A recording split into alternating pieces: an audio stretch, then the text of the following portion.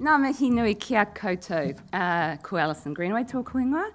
And I'm a senior social researcher with Manaaki Whenua, as you just heard, and I am delighted to be joined by two key people in the project management group for Pōteri Aotāne and Cape to City. So I'd like to welcome up to the stage Melissa Brignall-Thayer and Wendy Raketi Stone.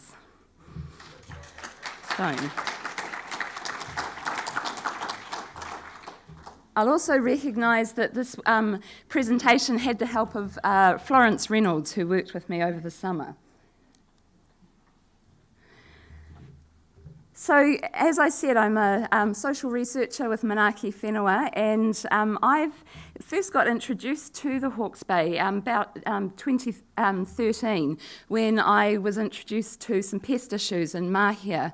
But then it was around 2014, 2015, when I had the pleasure of meeting both Melissa and Wendy and the rest of the project management team, and have been tagging along, really, with the people who are behind this fantastic conference that we've been part of. So there's a core group who are the project management team for Pōteri Aotāne and Cape to City, and I'm really privileged because they've invited me along to share their journey with them and to help document their insights about actually implementing this really exciting aspirational initiative. So what you can see up on the board there are some of the ways that I've gone about helping to document some of the insights around implementing Cape to City and Pōteri Aotāne. It's a reflective process. It's a process that enables co-learning, and part of the privilege of why I feel privileged is that I'm learning an awful amount as well and sharing it back through my networks. So each year since 2015, I've been coming here and doing an annual round of interviews. It's around 10 to 15 interviews each time with the core group that are involved in project management. And the types of things that we're looking at in those interviews are looking at how risk is being managed, how progress has taken place over the year, looking at what success factors they're aiming for, insights that they've learned over the course of that year, what's changed in the plans from what they thought they were going to be doing a year ago, but also key things that they've learned that they'd really like to be able to share with other people who are thinking about doing a similar initiative. So then, with those interviews, they're thematically analysed, and I've been linking them in with an analysis of the reports. So each year, there's about 4 reports that go to the Aotearoa Foundation, who are one of the funders, and so a lot of the history of what's been going on is documented in those reports.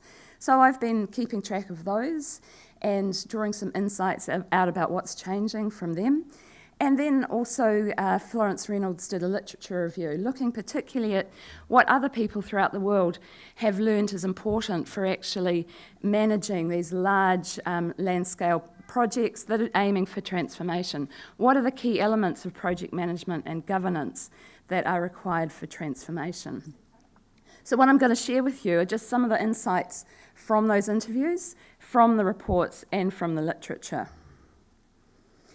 A key step in the process is that once the interviews have been done for that year, some reading of the reports, some more literature review, then I pull together some of the key insights from that, and then we all meet and we have a really good discussion about what those themes are, and I put out some suggestions around, well, have you thought about, this is a common theme I've heard, or I'm really curious that some people have talked about this, but other people have talked about that. So I show some of the commonalities and differences coming through from the interviews that I've had with the team, and that really helps to have a critical reflection process that the aim of it is really to inform the ongoing work of Pōteri Aotāne and Cape to City, but also to help share insights more broadly as well with people in other parts of Aotearoa.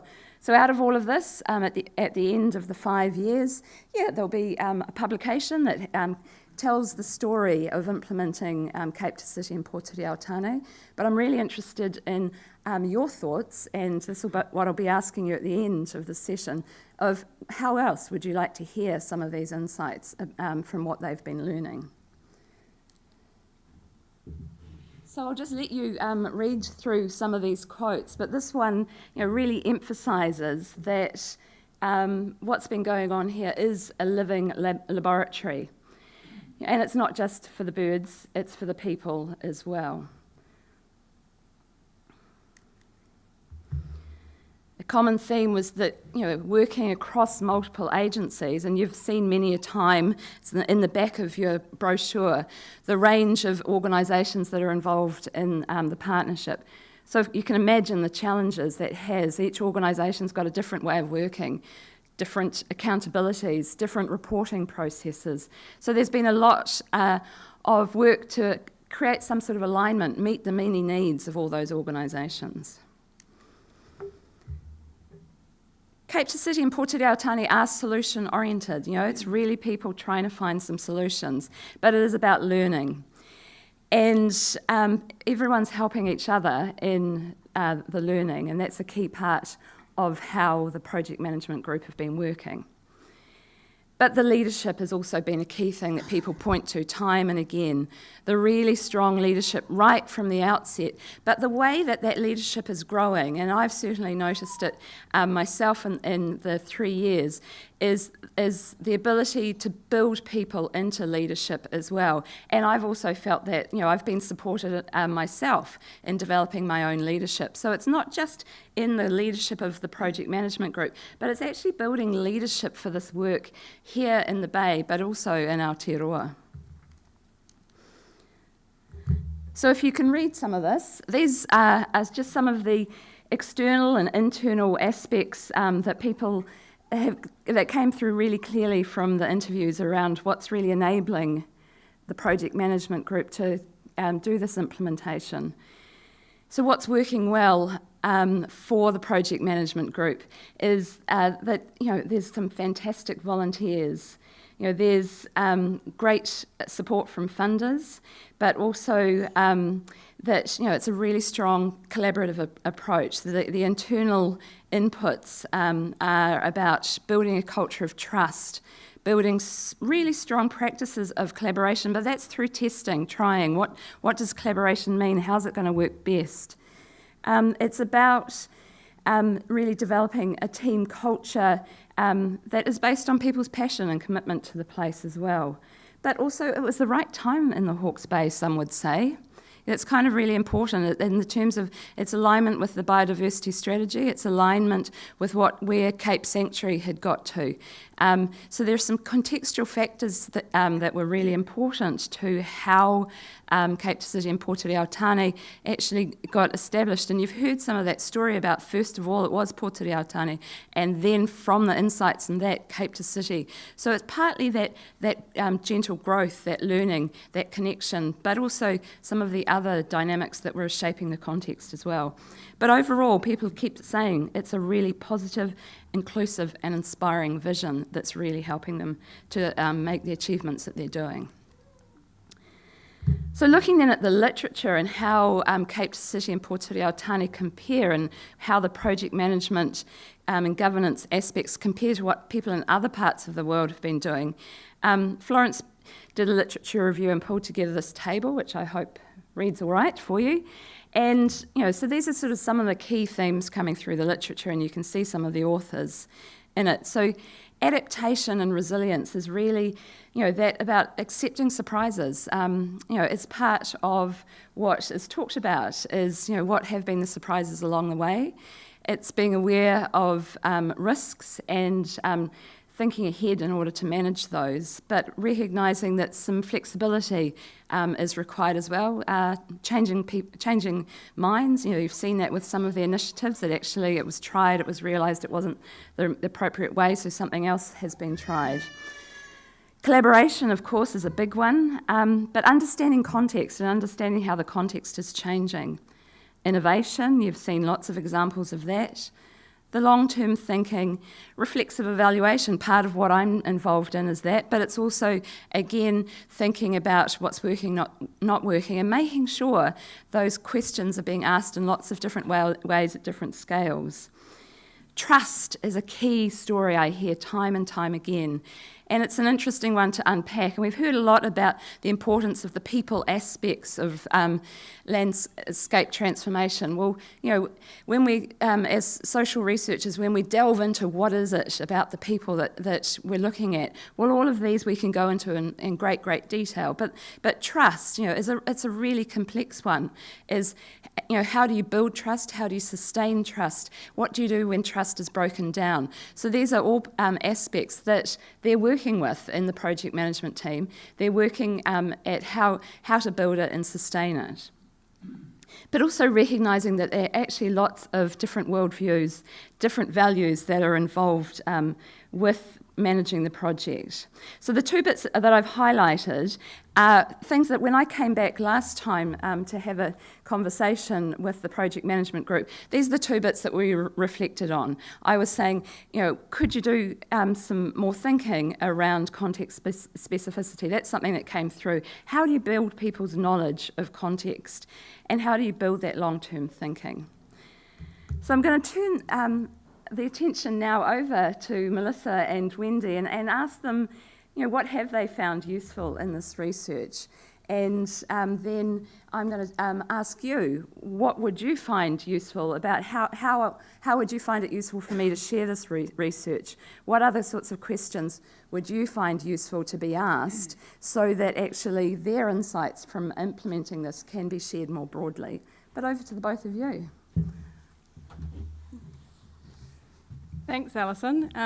As you can hear from Alison's talk, it's been a really amazing journey, actually, that we've been on, and it's hard to believe we're past the halfway mark. But I think reflecting on this case study, it's been really valuable, and it was actually one of the people from the Aotearoa Foundation that originally said, hey, something that would be really good before you start is to make look at the social processes of the building a project and look at how the project team actually runs it and works with it, and have a case study that the rest of New Zealand can kind of look at and use. And I think that for me has been, coming from a little bit of a research background as well, has been really, really amazing to be part of that particular journey, and knowing that all the things that we're learning and some of the key success factors are actually stacked up and backed up by this international research that's been brought together as well. So that for me has been really important. Another thing that just going through each year and coming back and being re-interviewed and thinking and learning some of the things that the project team is learning on the way, and actually taking on board, having that opportunity to actually take some of those things on board and slightly change tack when you need to. So being sort of responsive to a lot of those things that come through this research has been really, really valuable. And the flip side of that is that there's actually been a lot of things that as a project team we started out with almost unconsciously somehow, but things that just felt right as a project team to use, the values that we had, trust, openness, all of those sorts of things, that we just intuitively went with, that have once again been sort of backed up by international research saying that these are really key factors in developing projects like this, successful projects like this. I'll just pass it on to, because I'm getting a 2-minute. You are. Kia ora koutou, I'm Wendy, and I'd just like to tautoko everything that Melissa has said, but add to it too that this case study has given us the opportunity to critically reflect, not so much on the actual work we're delivering, but what's happening within our team. And our project is very complex, but so is our team. We're multi-agency. We don't all sit together, and it's really important that we're functioning really well and our communication is really good. And that is part of the strength of our project, not only what we're delivering, but how strong our team is. And I think we have a really good team. And we've faced challenges and we've learnt that it's okay to be able to discuss it. And this case study every year, I actually look forward to the results. So Alison presents it to us, and our interviews are kept private, but she comes out with some of the quotes, and it doesn't have any of our names on it, but we all sit there trying to figure out who said that. So we have a lot of fun with it as well, but it's really, really useful.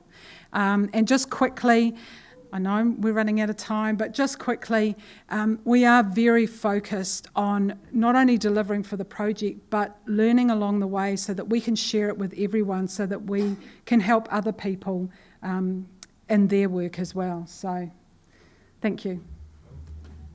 So we'll have questions and Okay. first, yeah. And so I don't know if these are actually invasive or native fungi. Someone let me know later on. But I put the image up there. They're edible, great. I'll trust that that's kind of vaguely all right. I put it up there because I was thinking about scaling up. What's an image? And I actually quite like this, that it's, I think it's important that there's some things that are really specific about Cape to City and Pōtēraotani to this place, but actually there's a lot that can be that will, together with what else is going on in Aotearoa, actually creates a nice cluster of things. So the hope is that that's an image that helps us share stories. So how would you like this story shared with you? What would be useful? And other questions.